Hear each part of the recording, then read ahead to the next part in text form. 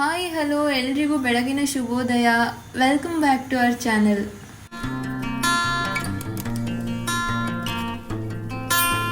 ವಿಜಯನಗರ ಜಿಲ್ಲೆಯ ಹೊಸಪೇಟೆ ಬಳಿ ಇರುವಂತಹ ಒಂದು ಅದ್ಭುತವಾದ ಐತಿಹಾಸಿಕ ಸ್ಥಳ ಹಂಪಿ 1335ರಿಂದ 1565ರವರೆಗೆ ವಿಜಯನಗರ ಸಾಮ್ರಾಜ್ಯದ ರಾಜಧಾನಿಯಾಗಿತ್ತು. ವಿಜಯನಗರ ಸಾಮ್ರಾಜ್ಯ 1ನೇ ಹರಿಹರ ಮತ್ತು ಅವನ ಸಹೋದರ 1ನೇ ಬುಕ್ಕರಾಯರಿಂದ ಸ್ಥಾಪಿತವಾದ ದಕ್ಷಿಣ ಭಾರತದ ಪ್ರಬಲ ರಾಜ್ಯ.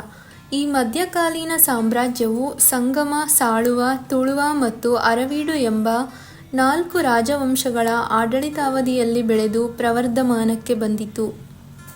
ನಮ್ಮೆಲ್ಲರಿಗೂ ಗೊತ್ತಿರೋ ಹಾಗೆ ವಿಜಯನಗರ ಸಾಮ್ರಾಜ್ಯದ ಒಡೆಯ ಶ್ರೀ ಕೃಷ್ಣದೇವರಾಯನ ಕಾಲದಲ್ಲಿ ಹಂಪಿಯ ಮಾರುಕಟ್ಟೆಗಳಲ್ಲಿ ಚಿನ್ನ, ಬೆಳ್ಳಿ, ವಜ್ರ, ವೈಡೂರ್ಯಗಳನ್ನು ಸೇರುಗಳಲ್ಲಿ ಅಳೆದು ಮಾರ್ತಾ ಇದ್ರು. ಅಷ್ಟು ಸಂಪದ್ಭರಿತವಾದ ಸಾಮ್ರಾಜ್ಯ ವಿಜಯನಗರ. ಆದರೆ ಶ್ರೀ ಕೃಷ್ಣದೇವರಾಯನ ಆಳ್ವಿಕೆಯ ನಂತರ ಹಂಪಿ ತನ್ನ ಪ್ರಾಬಲ್ಯವನ್ನು ಕಳ್ಕೊಳ್ಳುತ್ತೆ. ಕೊನೆಗೆ ತಾಳಿಕೋಟೆ ಯುದ್ಧದಲ್ಲಿ ಸಂಪೂರ್ಣವಾಗಿ ಪತನ ಹೊಂದಿದೆ.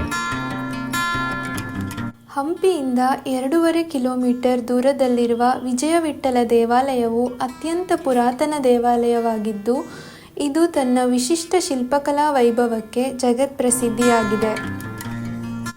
ವಿಜಯವಿಠ್ಠಲ ದೇವಾಲಯವು ಇಮ್ಮಡಿ ದೇವರಾಯನ ಕಾಲದಲ್ಲಿ ಅಸ್ತಿತ್ವದಲ್ಲಿದ್ದು, ನಂತರ ಕೃಷ್ಣದೇವರಾಯರು ಸಾಕಷ್ಟು ಹೊಸ ಸೇರ್ಪಡೆಗಳನ್ನು ಮಾಡಿದರು. ಇಲ್ಲಿನ ವಿಶಿಷ್ಟ ಆಕರ್ಷಣೆಗಳೆಂದರೆ ಮಹಾಮಂಟಪ, ಕಲ್ಲಿನ ರಥ ಮತ್ತು ಸಂಗೀತ ಸ್ತಂಭಗಳು.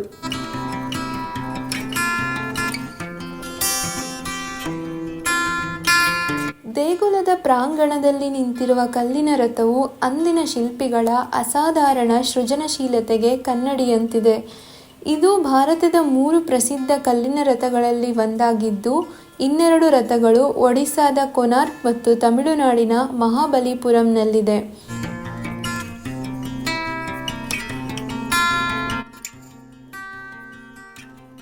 ವಿಜಯವಿಠ್ಠಲ ದೇವಾಲಯದ ಇನ್ನೊಂದು ಪ್ರಮುಖ ಆಕರ್ಷಣೆ ಎಂದರೆ ಇಲ್ಲಿನ ರಂಗಮಂಟಪದ ಸಂಗೀತ ಸ್ತಂಭಗಳು. ಈ ದೊಡ್ಡ ಮಂಟಪ 56 ಸಂಗೀತ ಸ್ತಂಭಗಳನ್ನು ಹೊಂದಿದ್ದು, ಇದರಿಂದ ಹೊರಹೊಮ್ಮುವ ಸ್ವರಗಳಿಂದಾಗಿ ಇದನ್ನು ಸರಿಗಮಪ ಸ್ತಂಭಗಳೆಂದು ಕರೆಯುತ್ತಾರೆ. ಪ್ರತಿ ಸ್ತಂಭವು 7 ಸಣ್ಣ ಸ್ತಂಭಗಳನ್ನು ಹೊಂದಿದ್ದು, ಸಂಗೀತದ ಸಪ್ತಸ್ವರಗಳನ್ನು ಪ್ರತಿನಿಧಿಸುತ್ತದೆ. ಈ ಕಲ್ಲಿನ ಸ್ತಂಭಗಳನ್ನು ಮೀಟಿದಾಗ ನಾನಾ ಸಂಗೀತ ಸ್ವರಗಳು ಹೊರಹೊಮ್ಮುತ್ತವೆ. ಇಂತಹ ಅದ್ಭುತ ಕಲಾಕೃತಿಗಳು ಜಗತ್ತಿನ ಯಾವುದೇ ಭಾಗದಲ್ಲಿ ಕಾಣಸಿಗುವುದಿಲ್ಲ.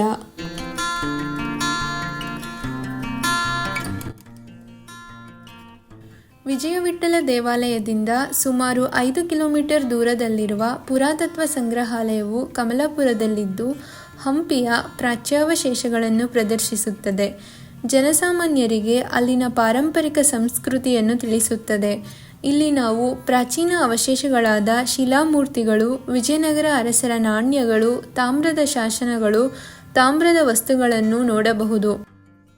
ಪುರಾತತ್ವ ಸಂಗ್ರಹಾಲಯದಿಂದ ಸುಮಾರು 1 ಕಿಲೋಮೀಟರ್ ದೂರದಲ್ಲಿರುವ ಕ್ವೀನ್ಸ್ ಬಾತ್ ಹೌಸ್ ಇಂಡೋ-ಇಸ್ಲಾಮಿಕ್ ಶೈಲಿಯಲ್ಲಿ ನಿರ್ಮಿಸಲಾದ ಭವ್ಯವಾದ ರಚನೆಯಾಗಿದೆ.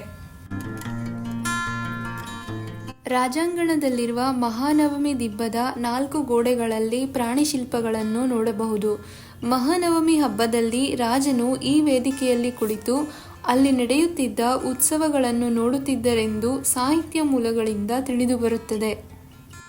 ಕಪ್ಪು ಕಲ್ಲಿನ ಸುಂದರವಾದ ಪುಷ್ಕರಣಿಯು ರಾಜ ಪ್ರಾಂಗಣದಲ್ಲಿದ್ದು ಚೌಕಾಕಾರವಾಗಿದೆ. ಹಂಪಿಯಲ್ಲಿ ದೊರೆತಿರುವ ಎಲ್ಲ ಪುಷ್ಕರಣಿಗಳಿಗಿಂತಲೂ ಇದು ವಿಭಿನ್ನ ಮತ್ತು ವಿಶೇಷವಾಗಿದೆ. ರಾಜಾಂಗಣದಲ್ಲಿರುವ ನೆಲಸ್ತರ ಕೋಣೆಯನ್ನು ಜನಪ್ರಿಯವಾಗಿ ರಹಸ್ಯ ಕೋಣೆ ಎಂದು ಕರೆಯುತ್ತಾರೆ. ಇದರ ಕಿರಿದಾದ ಕಾವಲುದ್ವಾರ ಮತ್ತು ದಪ್ಪವಾದ ಗಚ್ಚಿನ ಚಾವಣಿಯು ಪ್ರಾಯಶಃ ಇದು ಉಗ್ರಾಣ ಇಲ್ಲವೇ ಖಜಾನೆಯಾಗಿತ್ತೆಂದು ಸೂಚಿಸುತ್ತದೆ.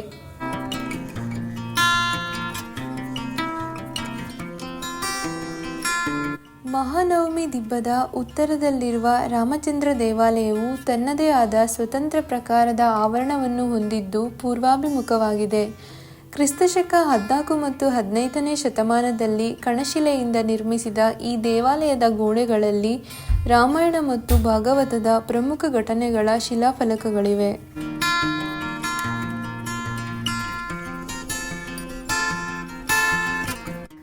ಚಿತ್ರಾಂಗಿ ಮಹಲ್ ಎಂದು ಕರೆಯಲ್ಪಡುವ ಕಮಲ ಮಹಲ್ ಇಂಡೋ ಇಸ್ಲಾಮಿಕ್ ವಾಸ್ತುಶಿಲ್ಪ ಶೈಲಿಯ 2 ಅಂತಸ್ತಿನ ರಚನೆಯಾಗಿದೆ. ಉನ್ನತ ಕಲಾ ನೈಪುಣ್ಯತೆಯನ್ನು ತೋರುವ ಈ ಕಟ್ಟಡವನ್ನು ಬೇಸಿಗೆ ಕಾಲದ ಅರಮನೆ ಎಂದು ಕರೆಯುತ್ತಾರೆ. ಇಂಡೋ ಇಸ್ಲಾಮಿಕ್ ಶೈಲಿಯಲ್ಲಿ ಭವ್ಯವಾಗಿ ನಿರ್ಮಿಸಲಾಗಿರುವ ಗಜಶಾಲೆಯು ಕ್ರಿಸ್ತಶಕ 15ನೇ ಶತಮಾನದ ಕಟ್ಟಡವಾಗಿದೆ. ಇದು ರಾಜ್ಯದ ಆನೆಗಳ ಆವಾಸ ಸ್ಥಾನವಾಗಿತ್ತೆಂದು ಭಾವಿಸಲಾಗಿದೆ. ಆನೆಲಾಯದ ಪಕ್ಕದಲ್ಲಿಯೇ ಕಂಡುಬರುವ ದೊಡ್ಡ ರಚನೆಯೇ ಕಾವಲುಗಾರರ ಗೃಹಗಳು. ಇದು ಆನೆಲಾಯಕ್ಕೆ ಹತ್ತಿರವಿದ್ದು ಮಾವುತರು, ಸೈನಿಕರು ಅಥವಾ ರಕ್ಷಕರು ಇಲ್ಲಿ ವಾಸಿಸುತ್ತಿದ್ದರು ಎಂದು ಹೇಳಲಾಗುತ್ತದೆ. ನರಸಿಂಹನ ಬೃಹತ್ ಏಕಶಿಲಾ ಶಿಲ್ಪವು ವಿಜಯನಗರ ಶಿಲ್ಪಕಲೆಯ ಪರಾಕಾಷ್ಠೆಯ ಅತ್ಯುತ್ತಮ ಉದಾಹರಣೆಯಾಗಿದೆ. ಇದು ಸುಮಾರು 6.7 ಮೀಟರ್ ಎತ್ತರವಿದ್ದು, ಶಾಸನದ ಪ್ರಕಾರ ಕ್ರಿಸ್ತಶಕ 1528ರಲ್ಲಿ ಕೃಷ್ಣದೇವರಾಯನ ಆಜ್ಞೆಯ ಮೇರೆಗೆ ಪ್ರತಿಷ್ಠಾಪಿಸಲಾಯಿತು. ನರಸಿಂಹ ಪ್ರತಿಮೆಯ ಪಕ್ಕದಲ್ಲಿಯೇ ಇರುವ 3 ಮೀಟರ್ ಎತ್ತರದ ಏಕಶಿಲಾ ಶಿವಲಿಂಗವೇ ಬಡವಿ ಲಿಂಗ.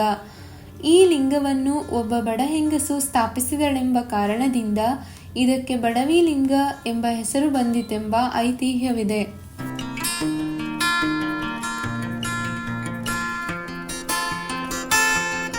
ಕೃಷ್ಣ ದೇವಾಲಯವನ್ನು ಕ್ರಿಸ್ತಶಕ 1513ರಲ್ಲಿ ಕೃಷ್ಣದೇವರಾಯನು ಕಟ್ಟಿಸಿದನು.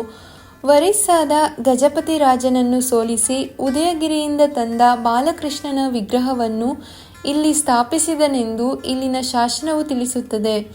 ಗೋಪುರದ ಮೊದಲ ಅಂತಸ್ತಿನ ಪಶ್ಚಿಮ ಒಳಭಾಗದಲ್ಲಿ ಕೃಷ್ಣದೇವರಾಯನು ಒರಿಸ್ಸಾ ದಂಡಯಾತ್ರೆಯಲ್ಲಿ ವಿಜಯಿಯಾಗಿ ಹಿಂತಿರುಗುವ ದೃಶ್ಯಗಳನ್ನು ಗಾರೆ ಶಿಲ್ಪದಲ್ಲಿ ನಿರೂಪಿಸಲಾಗಿದೆ.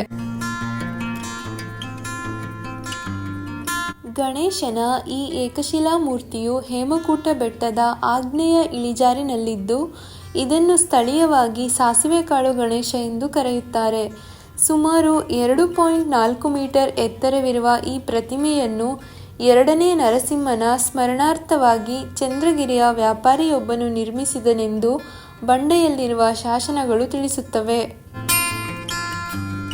ಪೂರ್ವ ದಿಕ್ಕಿಗೆ ಮುಖ ಮಾಡಿರುವ ಬೃಹತ್ ಗಣೇಶನ ಹೊಟ್ಟೆಯ ಕಾರಣ ಇದನ್ನು ಕಡಲೆಕಾಳು ಗಣೇಶ ಎಂದು ಕರೆಯುತ್ತಾರೆ.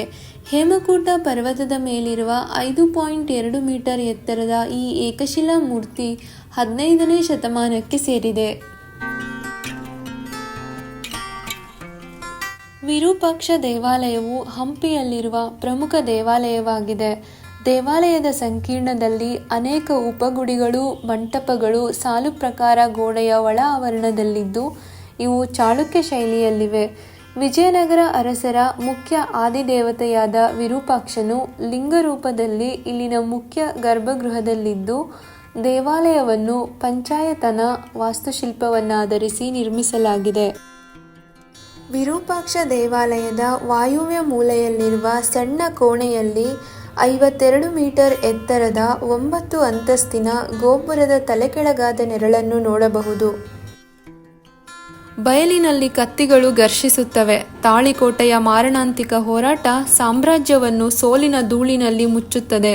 ಜನವರಿ 26, 1565ರಂದು ಬಿಜಾಪುರದ ಆದಿಲ್ ಶಾ, ಗೋಲ್ಕೊಂಡದ ಇಬ್ರಾಹಿಂ ಕುತುಬ್ ಶಾ, ಅಹಮದ್ ನಗರದ 1ನೇ ಹುಸೇನ್ ನಿಜಾಮ್ ಶಾ ಮತ್ತು ಇತರ ಸಂಘಟಿತ ಪಡೆಗಳ ದಾಳಿಗೆ ವಿಜಯನಗರ ಸಾಮ್ರಾಜ್ಯದ ಪ್ರತಿನಿಧಿ ಅಳಿಯ ರಾಮರಾಯನ ಸೈನ್ಯವು ತಾಳಿಕೋಟ ಬಯಲು ಯುದ್ಧದಲ್ಲಿ ಸೋತು ಹೋಯಿತು.